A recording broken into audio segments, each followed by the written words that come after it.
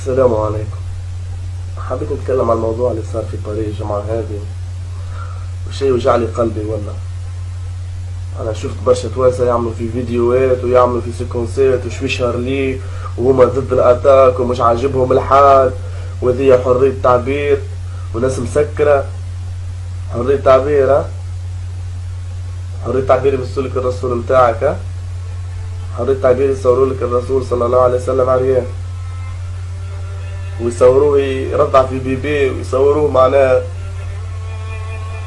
على حاجات تحشم حتى الواحد باش يقول. هذه حرية تعبير اللي تحبوها معناها. ومحلاكم في النفاق وضربة ضربتين فلسطين وغزة ونحن مسلمين، وتلقاكم تعملوا في حاجات تقول الدنيا خلاف.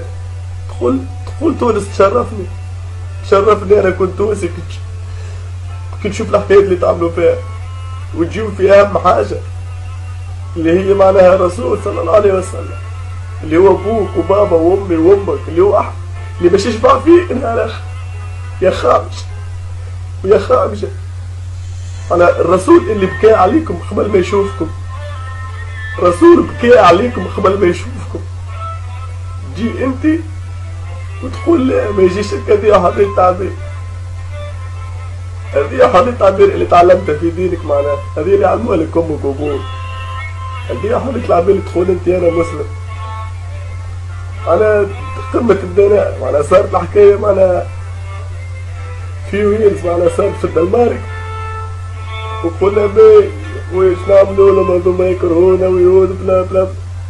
يصير في فرنسا معناها اللي نصها مسلمين، اللي خويا غادي واختك غادي وفاميلياتنا معناها، وعندنا برشا حكايات غادي. ليش حبوا يمسوك المرة هذي؟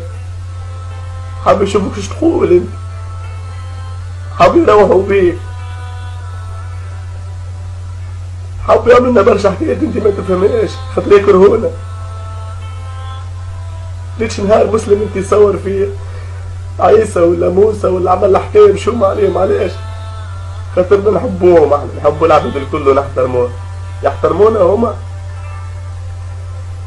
انا نتمنى باش نشوف الرسول، نتمنى باش نشوف.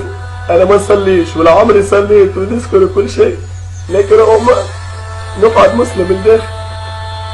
انا نتمنى باش نشوف الرسول، ونهار يجي باش نشوفوه عريان معناها على يدينا عباد المسخ.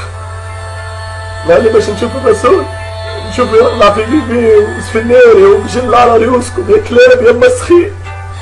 طول عليكم، محمد يقعد اشرف منكم صلى الله عليه وسلم.